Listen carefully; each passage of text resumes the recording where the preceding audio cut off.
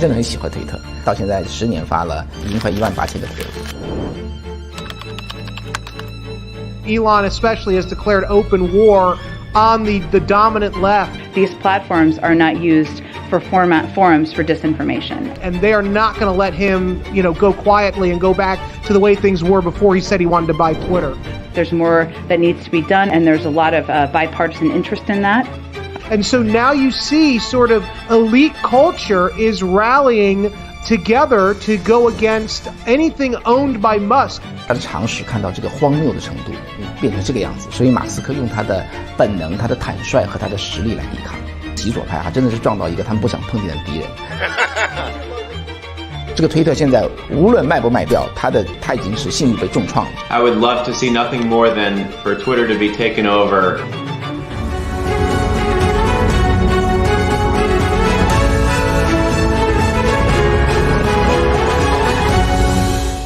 欢迎收看精英论坛，我是 David。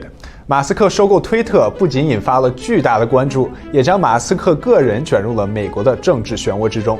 那么，推特在美国的社会和政治领域到底扮演了什么样的角色？马斯克收购推特为什么也兴起了这么大的政治风浪？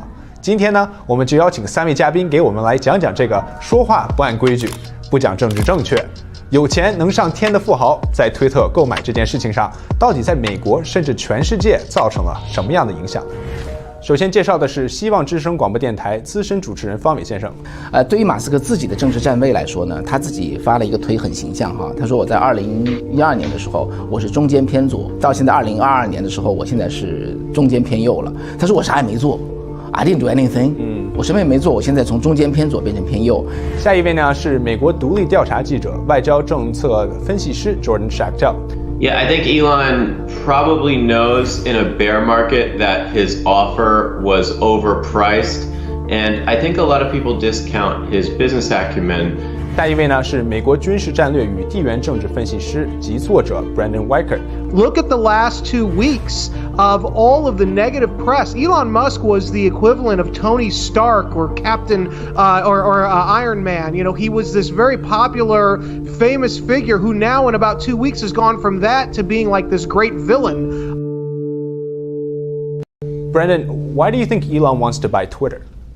Well, I think it started out as he was upset that Twitter was censoring his favorite comedy site, the Babylon Bee, and then it sort of escalated from there. And this is a pretty typical move of Elon Musk, where he sort of fixates on one aspect of something he thinks is a problem, makes him sort of this gonzo figure, and then he sort of goes out from there very rapidly to now it's become this whole kind of socio-political movement. But it started with censorship of Babylon Bee, and it has sort of gone beyond that now, rightly so. 方伟先生，我们知道这个推特在美国，其实您也是在推特上一个很专业的用户啊。对这件事情，您看就是推特它在美国这个社会起到一个什么样的作用？对，推特它的整个的用户是2.2亿咱们假设它的数字是对的哈。那么在这里头有6000万人是美国人，那基本上是美国的成人 adult。所以呢，推特它其实是一个，在我看来，它是个新闻发布平台，它并不是一个怎么讲社交媒体啊，张三找他的朋友啊，找他的家庭来这么聚一聚说话。它是一个美国的叫 influencer 哈，美国的意见领袖，用树状的方式来往下传递讯息的，所以它是一个非常强大的信息发布平台。在我看来，你知道，在美国传媒界有这么一种说法哈，就是说你要影响这个国家，你只要抓住5%的新闻的活跃人士。他们就是他们各自圈子的叫做意见领袖，所以你不需要说服60%、70%的大众，你抓到那5%的人就可以了。可在我看来，这5%的人他就在推特上面，所以它意义非常大。Jordan, so you personally very active on Twitter. That's sort of how we got engaged in conversations first as well. What do you feel is how has Twitter done for yourself personally when it comes to pushing whatever you write or when it comes to getting ideas across to people? Yeah, I very much agree with the previous statement. And Twitter, what kind of differentiates it from the likes of a US equivalent of Facebook or something like that, is that Twitter is a place where the US elites in particular push narratives, ideas.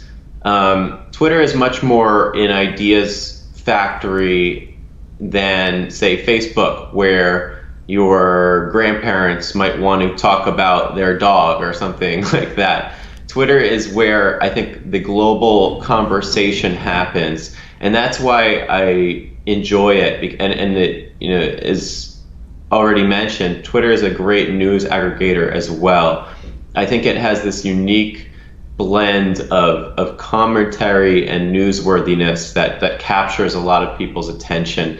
And to be in control of Twitter is an enormously influential place to be right now. Jordan, do you think the numbers reported by Reuters and what Elon believes himself as the fake accounts, what do you make sense of those numbers? Regardless of how you view how he did business at Tesla and SpaceX, he's turned these companies, the valuation of these companies, all of his companies combined is in the trillions now, while SpaceX is still private. So no serious businessman wants to just buy a platform as like a non-profit project out of the good of their heart. His reputation is on the line. So if he buys, I think he realizes that he probably asked, the price, it was overpriced, and they accepted an overpriced offer. And I think the bots move, I have no idea what the percentage of bots is on Twitter. There are a lot of bots on Twitter. It's tough to get a percentage of it because this is a number, in the hundreds of millions potentially. But I think what he's trying to do is trying to negotiate the price down. Because the value of Twitter is in the user data, and as well as the ability to influence hearts and minds, as the previous guests were talking about. But from a business perspective, you're buying that data and the ability to trade that data in bulk. And if those accounts that people are using or that are existing in Twitter are in fact a large percentage of them fake, you've just lowered the value, which is why Musk has been beating that drum for the last week and a half or so, and why he's kind of slow walking the purchase, partly slow walking the purchase of Twitter. 方伟先生，对刚才两位嘉宾谈到的，就是马斯克这个买这个公司本身呢，以及现在他想对这个交易这个步骤进行的这么一些influence 或者改动吧，您对这件事情怎么看呢？说实话，我觉得他现在这个把这个收购暂时叫停哈，有一个重要的原因就是这个股市的下滑。那么另外一方面，当然了，他也是对这个假账号这个事情他是很敏感的。那么推特的这个叫做假账号的比例有多少？我确实认为是远远超过5%，因为他做了一个对公众做了一个这个统计嘛，他就是说大家找一个大 V 哈，略掉前1000个人，后面每10个你挑一个人，最后你做一个100人的 sample。他把这个方法给了这个他的怎么样？他的粉丝拥出去。我就举几个例子啊，一个是有人马上去数《纽约时报》，对，5300万人，对不对？5300万这个粉丝数下来是我还没记错是20%，的假账号。推特上面的是最大的一个所谓的账号叫印度人民党。印度的执政党哈，他有一个账号是几千万人，怎么样？数下来之后也是这个非常高，我要没记错是19.8还是怎么样？也接近快20了。对，也有到30%多的。总而言之吧，跟50%差很远。所以呢，你买一个东西，结果呢，人家声称，因为他的月报年报就一直他几年就这么说啊，5%啊，他现在说是5%以下 ，well below 5%，远远在5%以下。那么这就是一个 misstatement。作为一个买家，你要买一个真货。你完全有权利提出来说这个不 make sense， 把我们 straight out 我再来买这个东西，我觉得它是合情合理，对他来说又有利，因为他如果被逼着迅速往前推进的话，你想想看，这个特斯拉现在股票跌到多少？跌到30%，他在特斯拉他买之前4月26号，他的市值，他的财富是1700亿，跌掉30%，510亿没了。他在华尔街借的钱，他是用特斯拉的股票去抵押的，人家抵押不一定是1比1啊，搞不好1比2啊，对他来说是很大的一个压迫。所以呢，他现在把这个震撼弹丢出来，给他有足够多的时间去 sort it out。那么股市我觉得不会一直沉下去，那么就给他运作的空间。我觉得这是非常非常，就是很有看点的一个 move 哈，背后有很多东西。What do you guys think has been the impact on society for Elon to say I want to buy this giant? Jordan? It's massive just because what I kind of discussed is that if you control Twitter, you control this narrative shop. And there really is no current mission statement of Twitter under the control of this San Francisco cartel right now, other than to protect the establishment and to protect like these left-wing narratives. Twitter was formed famously to protect free speech and promote free speech on the internet, and under Jack Dorsey's early leadership became wildly successful. But then, all of these politics got involved, and these kind of like social justice warrior types took over Twitter. And now basically every single employee, middle manager of Twitter is like the equivalent of a communist. So Elon Musk, I think, wants to bring back its free speech foundations. And this, of course, poses an enormous threat to both Twitter Inc. as it currently operates, and the global ruling class that is vehemently opposed to free speech. But Jordan, I thought that the one side of the society is telling me that free speech is against democracy, and free speech is now against the rule of the law. Mm-hmm. Well, democracy carries several definitions, and what some, I think, leftist operators do when they use the word democracy is they really want to put in place a system of unaccountability and mob rule, and that's a dangerous place to be. I'd much rather Twitter just simply be a platform not for democracy, majoritarian rule, but for free speech, where every individual's speech is protected.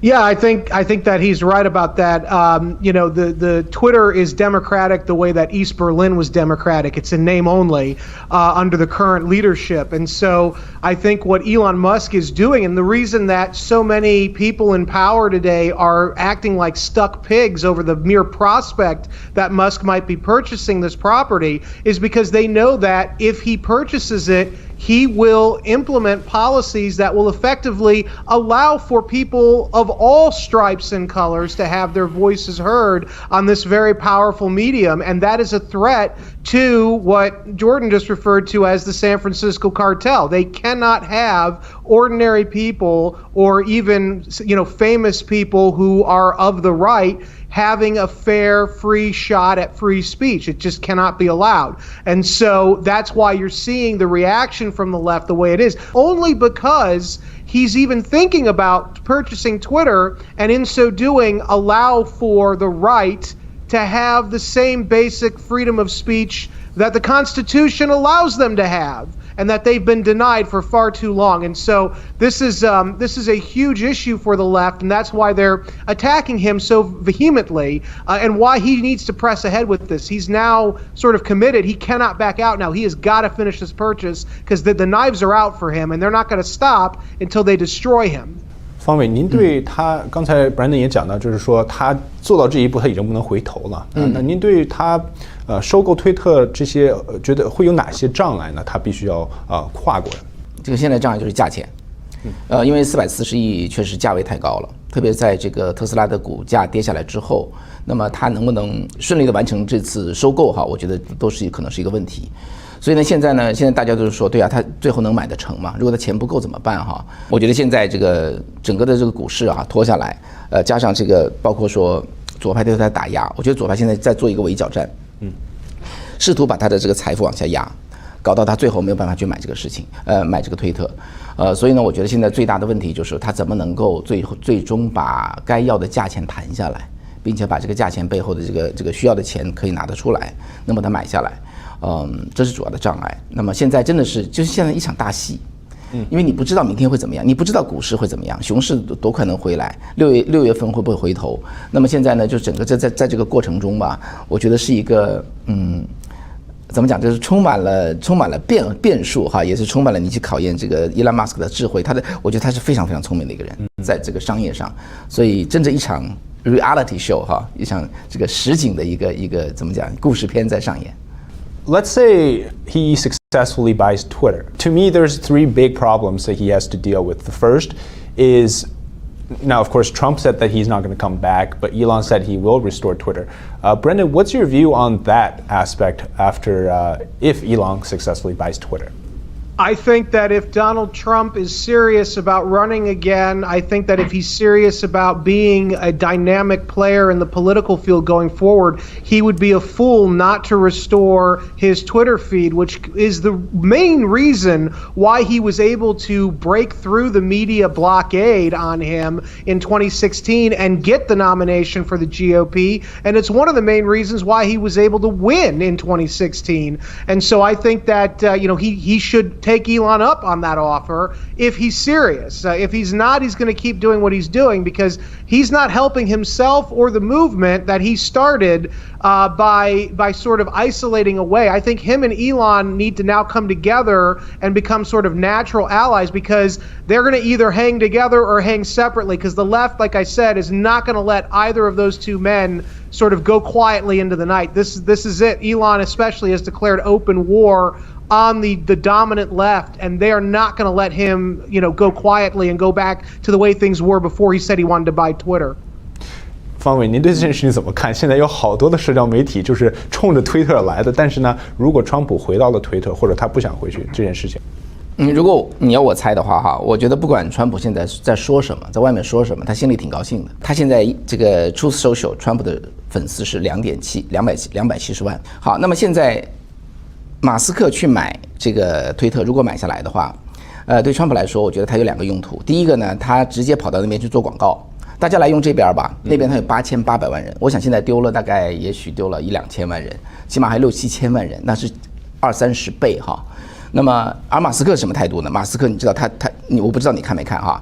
有一个推友就跟他说，这个川普跑来跟大家嚷嚷一下，说这个叫做什么来着？真相传媒更好，大家都过去。伊朗马斯克说，但是没关系，他doesn't mind at all， 因为他的 principle 哈，他的 goal 就是言论自由，他 enable 这个东西，所以呢，川普可以把推特当作他的广告平台，而伊朗马斯克是不介意的，所以对川普来说，进可攻，退可守。如果他的真相社媒很好的话，他在那边去嚷嚷，把人流导过来，这个推特作为这个真相社媒的一个上端漏斗 ，Why not？ 不挺好吗？如果不好用的话，选举到了关键时刻，他还是回到推特去做，他完全有这个空间。马斯克买推特绝对给川普一个进可攻、退可守的一个位置。Other than that, what other aspects of Twitter do you think are going to be changed when Elon buys it? The acquisition is complete, Jordan. Well, I think first and foremost, it's this enormous censorship regime where, I've reported on the pandemic the past couple of years pretty extensively, and there are some things that you can't say on Twitter, and Twitter says it's for reasons of, violating health misinformation, and now you can't talk about the war between Russia and Ukraine in a certain way. There are these very particular narratives that the people who run Twitter enforce that are utterly ridiculous. And these are categories in which there should be a robust debate. And Twitter has censored the debate to the point where they're basically just removing everyone who has a voice that is contrary to the ruling class narrative.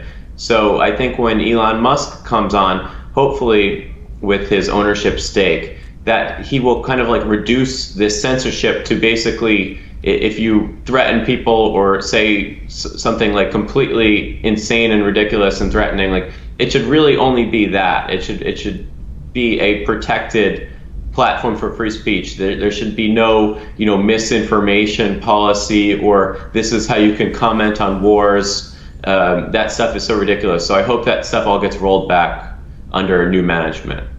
自从他说他要买推特以后，其实在之前啊，就是左派是比较喜欢马斯克的，因为他有这个动力的这个车队啊，他是再生能源都是左派这个叫 ESG 比较喜欢的东西。可他现在突然为什么对马斯克这个人180度转过来攻击他了呢？这话题背后可以看出很多东西。左派为什么以前喜欢他呢？因为他在政治上他并不表明他清晰的态度。OK， 他在政治上他是不清晰表态的。德州的堕胎案出来之后，人家问马斯克，你说你什么态度？他说我还是不谈吧。他不谈，他不表达他对这种社会敏感问题的看法。所以呢，当然左派原来很喜欢他的左右都吃，他两边都捐款你去查他的那个捐款记录这个民主党、共和党这个候选人和这个两个党本身的机构他全捐。他是个生意人，两边都吃，所以呢，人家以前看不清他怎么回事。那么这是第一点。第二点呢，他的那个电动车很符合这个环保哈，这些东西他们就喜欢他。马斯克今天是被极左派逼过去的，因为他有一些很基本的东西，就是说言论自由这个事情，你封杀人家言论，cancel掉人家，那么做到这么过火，然后呢？然后他最近，你看他最近看到的那个这个通俄门嘛，我们都觉得很多通俄门我们都很知道，他说到上个月才看到，他就很生气啊。对，他说我给希拉里、克林顿捐那么多钱，啊，他说他拿我的钱去搞这个名堂，所以他就很生气。所以马斯克在过去呢，看到极左派叫做已经走得太远了，这里还包括那个 ESG 的事情，所以呢是现实让马斯克觉得左派太过分了，所以他才发那个推说。民主党是叫做什么分裂和仇恨的党，所以呢这件事情呢，其实我觉得对于极左派来说，他们意识不到是他们把他推过去的。这个人本来是一个正常的美国人，他美国移民吧，好吧，正常的美国人，他其实根本没有清晰的站位，但是这个形势，我觉得会把所有的正常的美国人都推到右边去，马斯克其中一个人。Brendan, I want to ask you about the right. What does the right see in Musk? What do you think the people see in Elon Musk on the right side, though? Well, I think that the biggest thing right now is his defense of free speech, his calls to restore President Trump's Twitter feed, even if the former president doesn't want to go back to Twitter. I think they see in Musk this very kind of figure of pop culture who's actually talking about things that the right cares about, not just defense of free speech, but promoting products the right likes. I mentioned before the Babylon Bee. This is a big thing that he's a fan of. So I think that there's a lot of a sense of a fellow traveler in Musk, even if at times he's not supporting things or doing things the right always agrees with, for instance, his belief in global warming.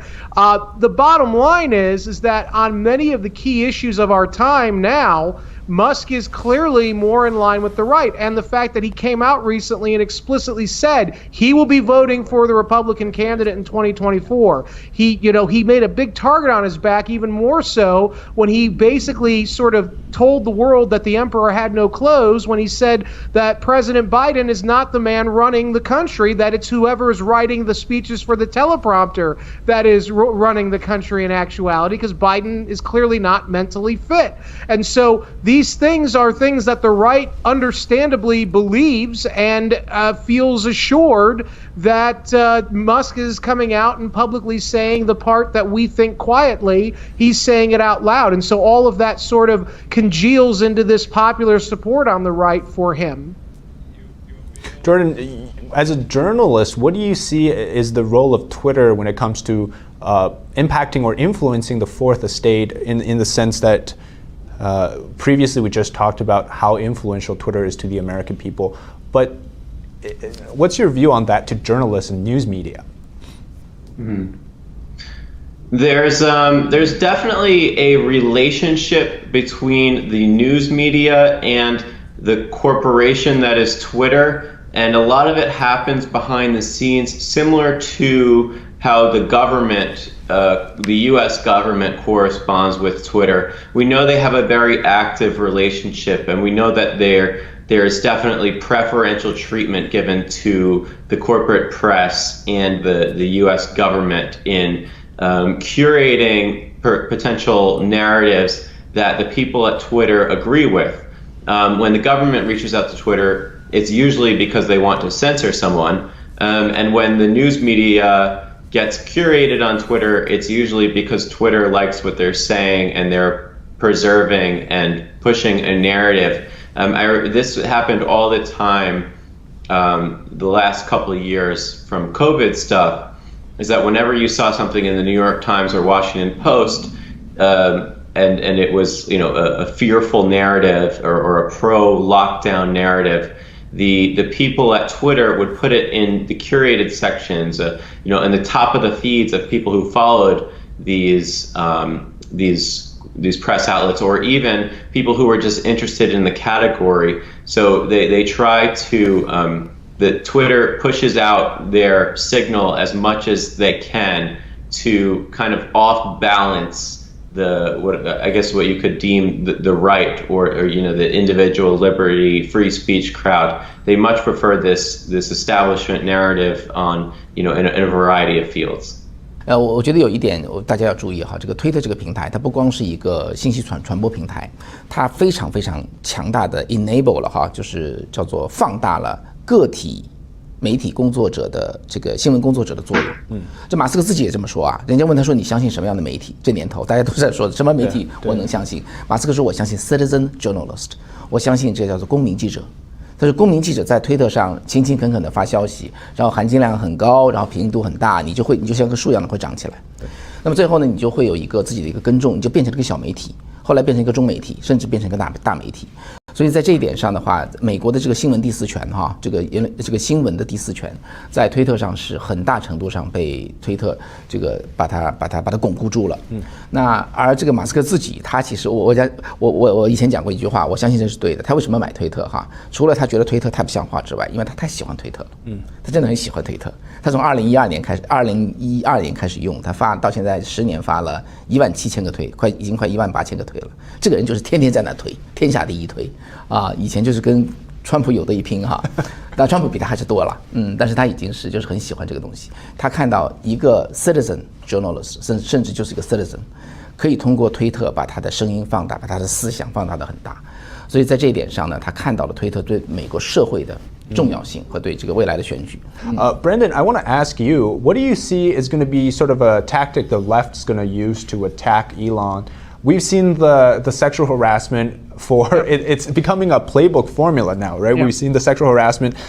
We have the return, the counteroffensive, which is the Project Veritas's expose video on the Twitter employee. We'll talk about that in a bit.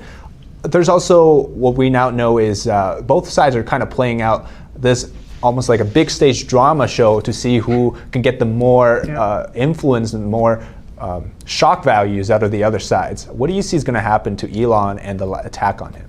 Well, we've already seen this, the left kind of played their hand a little bit last year. If you remember, Elon Musk came out last year in favor of the GameStonk controversy, which was basically where a bunch of private investors tried to save the video gaming store GameStop from what they thought were unfair practices by the big hedge funds. And it started to work back then. When Elon Musk lent his voice in favor of that against the sort of dominant elite, what happened was the very next day, the FAA randomly canceled one of his scheduled launches from Boca Chica, Texas, which is where the SpaceX is testing their new Starship that's supposed to get us to Mars. And they canceled it. And that was intended to send a message to Elon Musk: don't meddle in things that you don't belong meddling in.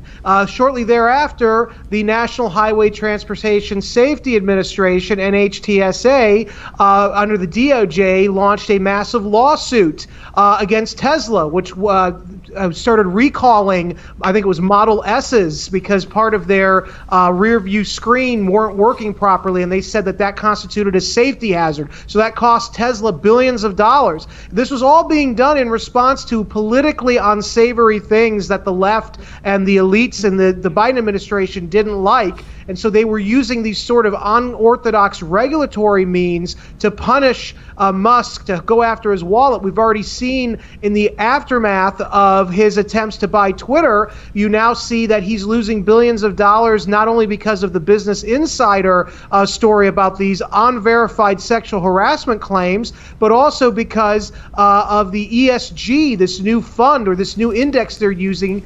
They're going after him, saying that, well, he doesn't qualify anymore for being listed on that. And so now you see sort of elite culture is rallying together to go against anything owned by Musk, and they're trying to basically ensure that he is damaged financially and publicly so badly that he can't ever threaten them again. And with the SpaceX example, anytime the FAA starts canceling these launches, it's important to remember we are in a space race with China to get to Mars. It is a prestige thing. It's also a matter, we've talked about this before, David, it's also a matter of national security. So every time that the FAA comes down and stymies these very important launches that SpaceX is trying to do for other issues, it's a damaging effect to our national security and our competitive edge against China. So now you have the regulatory state not only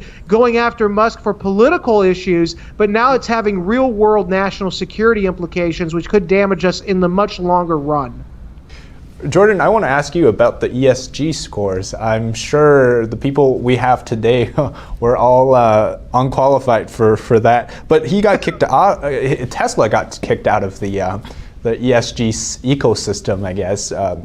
The American version of the social credit system for companies. How do you feel about the situation with Tesla, a company that used to be so cherished and championed for its ESG capabilities and availabilities? Well, ESG was created and is maintained basically as a mafia thought policing investment vehicle. And the likes of BlackRock and Vanguard use this ESG terminology to block outside access to investment funds. And this is great for business for them because they can continue to buy up seats on influential boards and have retail investors continue to invest tons of money in their ETFs and other forms of equity. ESG is a total scam, and I think the Tesla being removed from the ESG, the S&P ESG group, just goes to show that none of this really has anything to do with the environment. It's just a mafia to keep competition out, and it allows for the likes of BlackRock and Vanguard to have power over tens of trillions of dollars, which it can use to push other companies into this ESG window where they need to accommodate all of this political stupidity that ends up just increasing their share of the entire global market. 方明先生，您对这个 ESG 这件事情怎么看呢？他是不是因为马斯克买推特这件事情而造成他的公司特斯拉被从这个系统被删除呢？我个人的看法和观察哈，我觉得就是的。delisting 这件事情啊，就是在马斯克背后捅他一刀。那么这件事情呢，当然我们知道是表面上看是 S&P 道琼这个公司他所发动的哈，他讲的理由就是用我们台湾话叫做有的没的哈，就那种很犄角旮旯的小理由，然后把它弄掉，然后这个生产石油的公司在这个 ESG 的 list 上高在那挂着哈。这是因为特斯拉它是一个革新性的、革命性的把这个电动车推到大众的。在2005年到06年，那美国政府那个时候也想去搞这个名堂，根本是搞不出来。所以完全是马斯克先开创的，开创到后来，联邦政府才给他钱，让他才助他一把力。但是整个的 idea 是马斯克最先拿出来的，最后把它产品化，把它商业化，把它大众化。那么今天才有这个电动车，简直是扫荡性的革新这个汽车工业这一点。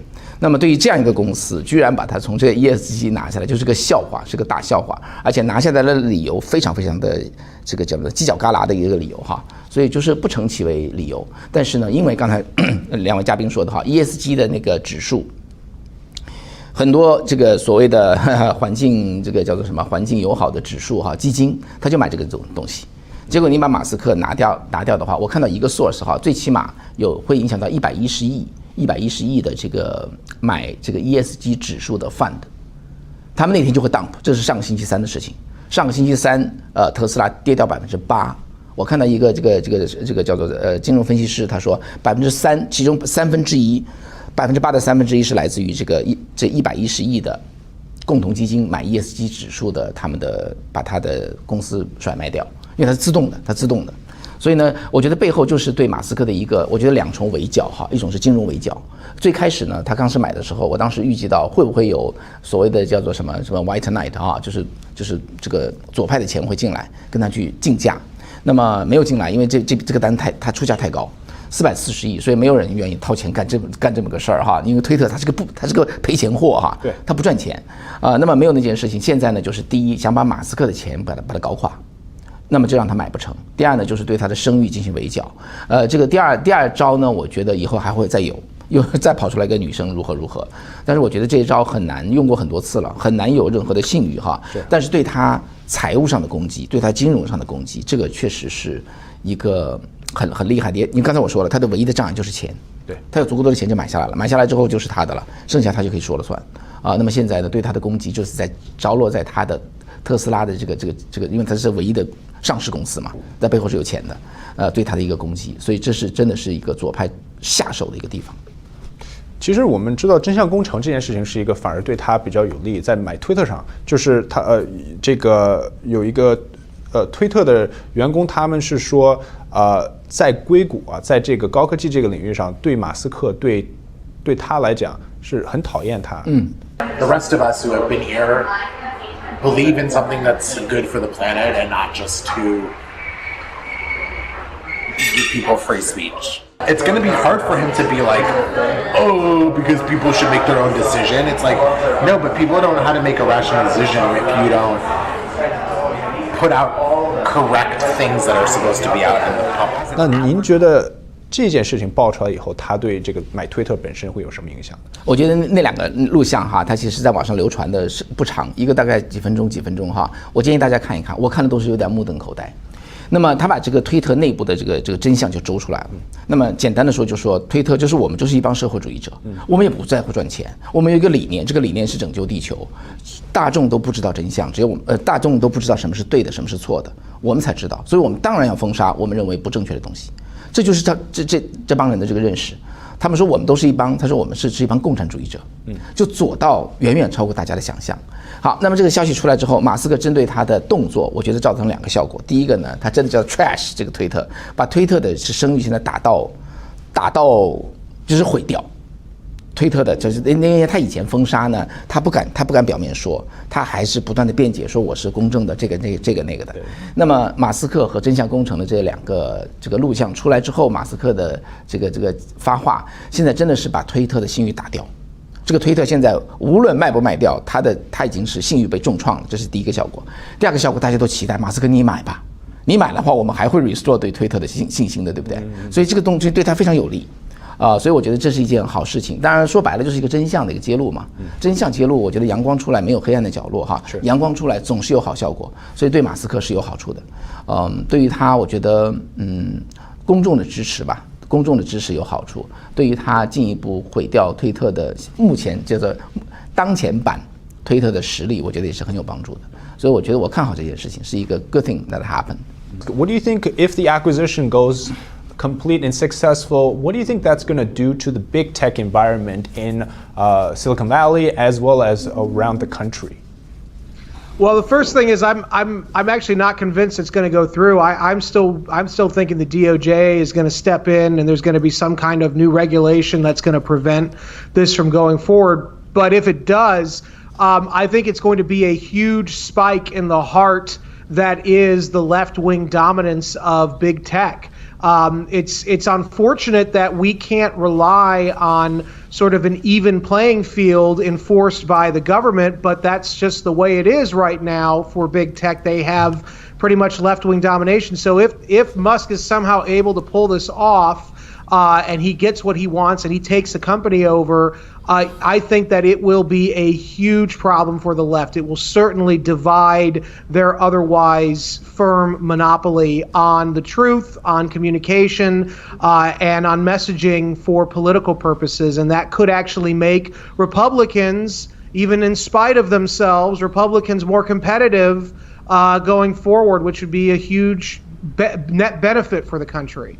If Elon Musk is able to secure Twitter and get over all of the hurdles, I think like for the San Francisco tech scene, this is big trouble for them. I live in South Florida now, and so many of those companies are moving over to Miami and Austin, Texas, and it just goes to show that these toxic, authoritarian, leftist policies, the American people are rejecting it, and there aren't going to be any jobs for anyone in Silicon Valley if they keep pushing forward with this agenda. So, I would love to see nothing more than for Twitter to be taken over and for that Elon Musk suggested that the San Francisco office be turned into a homeless shelter because nobody shows up to work because they're afraid, because of COVID, I guess, that they don't want to come to the workplace anymore. So there's this like dying breed of like leftist authoritarianism in the tech space. And I'm very encouraged by, the complete dissolution. No one really wants to live in that scene anymore. And hopefully, my fellow Floridians will have awareness to not let them into our tech scene too, because it just shows how dangerous they are to your local community. So while I'm happy that a lot of the San Francisco tech scene, a lot of smart people are moving down here, there's also the downside of do we really want all these Twitter employees in Florida now? But I am hopeful that Elon Musk will take over Twitter. I think he's had a personal political evolution over. I've been following for a while over these last couple decades, and I think that he has actually changed significantly his worldview, and that's probably the major reason that is motivating him to buy Twitter and kind of restore free speech on the internet. And I'm very hopeful that progress continues. 对我觉得美国极左派哈，对美国的 virtually take over 哈，对美国的这样一个就是抢攻美国吧，他们所有的效果现在碰到了一个他们意想不到的一个半路杀出个程咬金哈，他们意想不到撞见马斯克，马斯克是用他的常识，来抵抗这件事情的。马斯克不是一个政治活动家，他也不是一个 conservative 保守派的人士，他也不是个右翼，他也不是个共和党人。那么马斯克是用他的常识看到这个荒谬的程度，变成这个样子，所以马斯克用他的本能、他的坦率和他的实力来抵抗。那么这个人又是一个超级英雄，在美国人看来，对，这是个超级英雄，对不对？钢铁侠真人版。对呀，结果就左派，就极左派，我说极左派哈，真的是撞到一个他们不想碰见的敌人。而马斯克在美国有很多的粉丝，在高科技界也是。你现在说那个推特哈，他的工程师95%都是极左派。你要知道，现在给推特交简历的，想去推特上班的这个人数，比上个月成长270%。很多人都跟马斯克，很多人想跟着他干。那么他的那个特斯拉的也是非常非常受欢迎，那个 rating 是100个人，100张 resume 进去，只有1个人可以录取的。所以很多人都很喜欢他，他对于美国的年轻人、对美国的公众有很大的带动作用。现在是左派不小心，其实是必然的，把他逼成了这个左派、这个极左派的敌人。那么往后展现的一切，好几条线、好几条这个戏都会演哈，我觉得是非常有意思。那也能够把美国的价值之争彰显在全美国人民的这个面前，让大家去看、去判断、去选择。所以我觉得它的意义在这个地方。今天感谢3位嘉宾的精彩分析，这里是精英论坛，我是 David， 我们下次节目再见。